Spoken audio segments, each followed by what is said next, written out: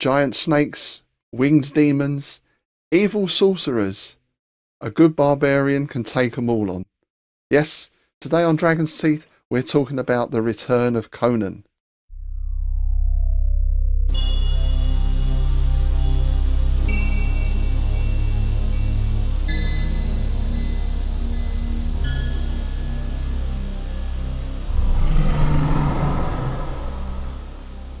Hi, I'm Rob Hoyt, and thanks for joining me today on Dragon's Teeth. Now, you may remember that I'm a huge Robert E. Howard fan, one of my favourite authors, and Conan, of course, is his primary character. You may also remember that a little while ago, Matt at Bedford Gladiators, knowing this, said, "Do you want to try out the game Age of Conan?" So, yes, I said, we had a go at that. I think if you had to briefly describe it, it would be kind of Risk with Conan added in, and I put a review up of that a little while ago. Not overly keen on it. It had some good points, but it wasn't a game that really grabbed me. Anyway, Matt said, not to worry, I've got another Conan game as well, and that is Conan by Monolith. So he brought that down last Sunday, and we had a play. This was a game that came out in 2016. I believe it was Monolith's first release, actually, and I think it was released after a very successful Kickstarter, and it seems to be that Kickstarters are the way they continue to put out their products. Kickstarter is something I use myself on several occasions for my Innsmouth Gold anthologies, our Lovecraftian collections. It's a very good way for creators to get their product out without having to take a huge financial gamble. You know, you're really assured that you've got that support and demand for what you're producing there before you actually physically put the thing out. Now, this game is very different in approach from the Conan Age of Empires game, which is a huge nationwide strategic game. This takes us really back down to the original stories. They're scenarios set in various places that any Conan fan will recognise, and with various characters that Conan fans will also recognise. The main idea of the game is you have up to 4 heroes. We have Hadrathus the priest, we have Shavatus the thief, Bailey the pirate queen, and of course Conan himself. These are pitched in the scenario against the Overlord, who controls all the nasties, all the beasties, all the wizards, all that kind of stuff. The version we played was the original core set, so I think this comes with 4 maps and 9 scenarios, I think. So it's played out on a very nice map board, which has the setting. In our case, we did the Heart of Darkness scenario. That's set in a ruined fortress. And one thing you note straight away with this game is we have some very nice figures. It comes with a huge amount of figures, and they are of very good quality. In fact, the whole presentation and artwork is very good. And in terms of the feel and the lore, which I'll get into a little bit later on, I believe Monolith brought in Patrice Luinet, who's a Robert E. Howard expert, to really ensure that they got all of that right. So we have the board down, we have the figures in place, we're given the scenario. The objective for the heroes in the scenario was basically to kill the sorcerer. Nice and straightforward, but of course that mission is going to be hindered by various monsters and creatures scattered around the board. That's the initial setup. Oh, one other thing I'll say as well is just prior to this, Matt and I played a skirmish game, a Games Workshop. It's a Warhammer offshoot, I think, where you control 4 or 5 demons or monsters. That, although it's a very short game, it only lasts for 3 turns, took way longer to explain than this Conan game did. In fact, I'd say with this, we were up and running within 10 minutes. Matt was the Overlord, and he explained the game to myself and John, who took on Shavatus, Bailey and Conan. So for the players, it's a cooperative game against the power of the evil Overlord, in this case Matt. So I thought what I'll do today is go through some of the gameplay, explain the basics of the rules. I'm sure there's going to be stuff I miss out or get wrong, because obviously we only played one scenario. I've not really had a chance to read through the rule books as such, but everything seemed very clear, and there are 1 or 2 mechanisms in here that I really liked. Anyway, Conan and his colleagues await outside the ruined fortress. Let's see what horrors lurk within. Here's our board then, the Ruined Fortress, and this scenario is based on the Devil in Iron story. Here are our figures: Conan, Shavatus the Thief, who appeared in Black Colossus, I believe. And we also get Belit, the Pirate Queen, and 2 of her guards. She, of course, was a character in Queen of the Black Coast. Each hero gets one of these character cards with all their abilities on. Basically, it tells you the maximum amount of gems you can spend on a particular activity. That could be fighting, which is the axe, movement, which is the person running, guarding, which is the shield, manipulation, the hand, missile fire, and so on. The smaller squares across the bottom, they show you the character's particular special abilities, and I'll get onto those in a moment. The white on black number there, that's the amount of spaces you can move for free, any extra movements, and you need to spend gems up to a maximum of 4. So that red number in the little box, that's the maximum number of gems you can spend trying that activity. And basically for every gem you spend, you get an extra die to roll. Here's the description of those skills I mentioned. They're divided into categories such as movement, combat, spell casting, and extra abilities like picking locks, that kind of thing. So these are there to flesh out your character. Each has their own particular abilities and skills. Now we come to the core mechanic of the game, which are these gems. You get a set amount at the start of the scenario, 9 in this case, and basically these are what you spend to perform your actions. You get some free movement, as we've said, but if you want to do anything else, you have to start spending gems. So the gems you have to start are in the green box. When you use them, or at the end of the turn, they go into the red box, which is like your reserve. And when you lose gems, or when you take hits, they're put into the black box at the end, and you can no longer use them. Of course, if you lose all your gems, you're in serious trouble. So if you want to attack someone, for example, you take 1 gem and put it on the axe box. That gives you 1 die. You can put 2 gems in, you'll get another die, up to 4 maximum. You get gems back depending on your stance during the turn. So you can take the sun or active stance, which means you get less gems back, but you're able to perform all your actions. Or you can take the moon or defensive stance, which means you get more gems back, but you're very limited in what you can do. You can pretty much just defend yourself. You also get cards detailing weapons and armour and shields. These will also give you an extra die in your attack or defence. They'll also either dish out extra damage or absorb hits that you might receive.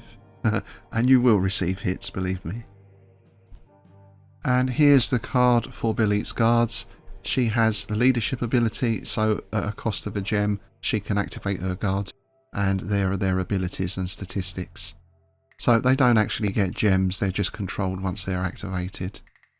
And they can only be activated once per turn. This is the Overlord's setup. He gets this neat little plastic tray because, of course, he's controlling all these various monsters and creatures and wizards. Now, I don't know too much about how this operates because, of course, Matt was running this part of the game. But I believe this is something called the river, where things are activated, they are moved further along. And there's different activation costs involved. And, of course, he also gets to play the evil sorcerer who's controlling all this, who has the option to, well, some of these monsters are already activated, some like Zatrakel have to be activated as they are in a state of petrification. Oh, and you can just see the turn marker there. We had 8 turns in this scenario before the wizard flees in the shape of a giant vulture. There's a rather nice giant snake as well, which of course featured in the Devil in Iron story. And you can see here on the board the different areas. They're a little bit difficult to spot perhaps, but those white lines and white dots, each of those is designated as 1 room or 1 space. And you might also notice some treasure chests scattered around the place as well. This is why you need Shavatus the Thief who can pick locks, and each of those chests will contain some form of useful treasure, hopefully, or at least golden gems. So Matt has placed out his evil sorcerer and minions in the various places. I don't know if he gets to choose these or these are specified in the scenario, but they're placed on the map. And the bold adventurers start in the corner at the gateway. Now we can climb over walls and various things, but we thought no, let's go charging straight in, which as it turned out was maybe not the best idea. We start then with Bailey spending a gem to activate her guards, who bravely rush forward to confront this rather large demon thing in the gateway, only to find, much to our disappointment, that they couldn't do enough damage to it.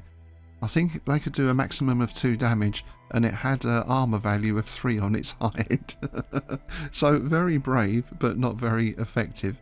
You know, it's the first game we've played, so we live and learn. Combat is carried out by rolling a dice. There's 3 types of dice: yellow, orange and red. That's from weakest to strongest. So basically you roll the appropriate dice. As you see for the guards, they get to roll 1 dice each. So the maximum they could get is at 2 axes. You're looking for axes to inflict hits. The defending character, if they need to, will then roll a defense dice if they're using guarding, for example, to see if they can nullify your hits. So the combat is very quick, very straightforward, very easy to grasp. And I like it because in a skirmish game you want your combat to resolve fairly quickly. I remember when we were playing some of the samurai skirmish games earlier, we had these fights that were going on for pretty much the whole game, 6 or 7 turns, without ever being resolved. That gets a bit dull after a while, it's a bit of a slog. So while our guards there couldn't actually harm that monster, that did feel realistic. And what we were forced to do then was move up the main characters, of course. So Belit goes charging in. They've got more chance of actually killing this thing. In fact, I think at the end it was actually Conan who slayed it, because of course he's rolling the red dice. Yeah, it took us a fair old while to hack through this beast, and it did dish out quite a bit of damage while we were doing so. In fact, Bailey took 5 hits in 1 turn, so that's 5 gems gone out of 9, which really did restrict her activities quite a bit for the rest of the game. But anyway, we got through that in the end, meaning we now have access to the rest of the fortress. The evil overlord, meanwhile, is doing whatever it is that evil overlords do. He's organising his forces. I think he was activating the hyenas because they were going to come charging in next. And one other thing he did was have the sorcerer cast a spell. He casts a shield of set upon himself. So I thought that was nice. You get this token or base to put the figure on, signifying that shield is in operation. And he goes back to waiting in his room with the giant snake, which also I believe is petrified at the start. And here's where the hyenas come charging in. They're very nippy in every sense of the word. So they charge in. Now the good thing with these is they've only got a hit point each, so they're relatively easy to kill. But of course that delays us for another turn. And I guess for the overlord, who's playing for 8 turns until he escapes, his main tactic is to try and hold us up and delay us. So we finally get to move into the fortress, and this is where those earlier hits and loss of gems started to tell, because we really now had to think about how to spend our gems. Our thief got over to a chest and managed to open it and found a healing potion. Sorry about the lighting here, by the way. One thing down at Bedford, the North End Club, is the evening lighting is not that great, and in the daytime you get the sun coming in on the window here, so it's very bright, let's put it like that. Not really appropriate for a dark and dirty fortress, but there we go. And this is where we got our most Conan moment of the game, because there were 2 archers up on the parapet there who were causing us problems. Conan takes a run, scrambles up the broken wall onto the parapet, and he has a skill called scything, and what that means is that against low-level monsters or low-level foes, he can hit both of them with one swing of his sword. Bang! That's exactly what he does here. He kills both of them with 1 hit. And I think this is where the game really turned for us. It was looking a bit dismal up to then, but this really turned it in our favour. On seeing this, the evil Stygian wizard flees to the corner tower, where he activates the winged demon. And the party basically give chase, follow him in. Shavatas finds another chest which contains a javelin. He gives that to Belit, and I believe it's that javelin that is going to kill the sorcerer in the end. The winged demon comes out onto the battlements to protect its master, so a fight ensues there, but Conan takes it on, which allows the rest of the party to slip around it and head straight for the wizard. The guards get to him first. Belit is still being hampered by a lack of crystals, which is restricting her movement a little bit. The guards start having a go and cause him some wounds. In a desperate attempt to save his skin, the sorcerer spends a couple of gems to summon up more hyenas. They come charging across and into the tower, where they set upon the guards, and Shavatas is also in there, stabbing at the wizard. Unfortunately, they score a couple of hits, but not enough to kill or get anyone off of the wizard. That means we get onto another turn. Belit has now got some gems back, so she is able to move into the tower and finish the job with a mighty thrust of the javelin. So there we are, that's the end of the wizard. Our Stygian sorcerer, there he is off to whatever section of hell is reserved for Stygian sorcerers. Our heroes have prevailed and can now loot the rest of the fortress at their leisure. There we go then, success.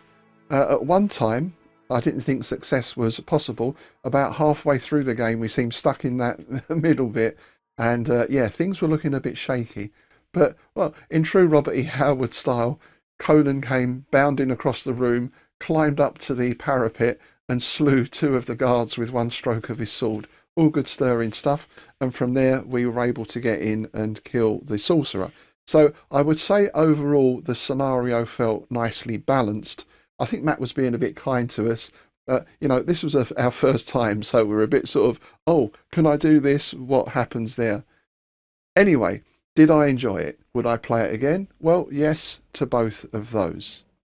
This game to me really nicely captured the feel of the original stories, where of course Conan tends to end up fighting some kind of creature, be it a giant snake or some otherworldly beast.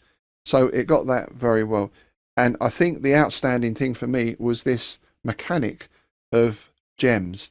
This is always a good thing in games, I think. I particularly like it in Starfleet battles, where you have to manage your resources.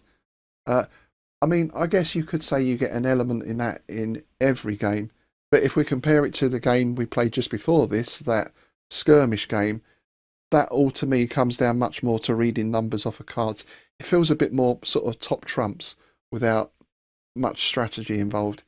Here, you've actually got to think, oh, right, well, I want to get across there, so that's going to cost me X amount, but then will I have enough to defend, or will I have enough to try and open the chest? That kind of thing. So that's where the tension is created in the game. The combat system was very straightforward, a couple of dice rolls. The only thing I would say was, I don't know if this is how the original set is, but there didn't seem to be many dice. We were rolling dice a couple of times on one or two occasions. I imagine you can probably buy extra dice, I would think. That was the other thing I was going to say about this. As far as I can see, there's a huge amount of expansion sets come out. I think about 9 at the moment, with different maps, different scenarios, different boards, different figures. And I've also discovered there's a fan website for scenarios, fan-made scenarios. So I'll put the link up to that in the show notes below. In that sense then, it looks like there's a lot of replayability in the game, and it looks like you can customize your own scenarios as well. Were there any things I didn't like? Nothing really came up. As I say, I didn't really get to read through the rules, but the impression I get is that in one or two places they could have been a little clearer. Having said that, that could be a first edition thing. I believe, I might be right in saying there was a second edition came out where some of those rules were clarified. So that's one thing. Other than that, I think if you want a skirmish game that's going to take a couple of hours, you're into sword and sorcery and your Conan stuff, then this really fits the bill. I'm not sure what the expense is. I'm not even sure if you can still buy the core set or not. I have seen copies on eBay of, I think it's called the King core set, and they're going for over £100. So it's not a cheap game, possibly. But having said that, when you think you get that huge amount of figures in it, I mean, if you were to buy those figures individually, most of your basic sort of cut 3D cast figures now are going for at least £3 a piece. So if you've got 50 figures, that's already £150. So maybe it's expensive, but the thing is, can you get a lot of playability out of it? I don't mind spending more in a game if I know I'm going to be playing it for years and years, if I know there is that support and add-ons and all the other stuff coming into it as well. The only other thing I would question is that there seems to be no way of making this into a campaign. There doesn't seem to be any follow over from one adventure to the next. I mean, in some ways we could say that is in keeping with Howard's original stories, right? Which were written in this sort of episodic nature. In fact, Howard said himself that the way he wanted this to feel was as though you've got Conan sitting there telling you about his adventures. And of course, no one does this in chronological order. Well, first I went here, and then it's more like, oh, I remember the time when I was in Aquilonia, and I had it's more that sort of feel. So I guess in that sense, that does come across. But if you were looking for a game that you could link scenarios together and build up some sort of campaign, I'm not sure that this game does that. However, as I say, if you're looking for a good, fun to play, strategic, tactical thinking, skirmish game involving Conan and several creatures and his companions, of course, then this really does the job. I did notice, I was looking this morning on the Monolith site, one of the expansions was Worms of the Earth as well. I'd be very interested in seeing that. That is not actually a Conan story. It's set in Roman Britain with Bran Mac Morn, the king of the Picts. One of my favourite, in fact, I'd probably say my favourite Howard story. It really is an excellent story.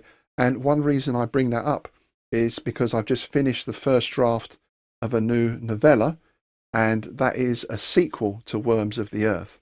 So it's set in Roman Britain. It's an investigator coming from Rome, a military investigator, to look into the disappearance of the Roman governor Titus Sulla, which takes place in Worms of the Earth. And, well, you follow his investigation into all the various strange things that are going on in Britain at that time. So hopefully that's going to be out in a couple of months, so please do keep an eye out for that. There we go then. Those are my thoughts on Conan, the Monolith game. Please let me know if you've played it, if you agree, disagree, are there things you liked about it. I'm always interested to hear people's tweaks as well, because every game is tweakable. Are there any house rules or tweaks you've applied that have made the game better for you? Do let me know. And of course, any general comments, questions, or suggestions are always welcome. And as I always say, if you haven't already, please do click the subscribe button below, as it really does help the channel to develop and grow. Okay, that's it for this time.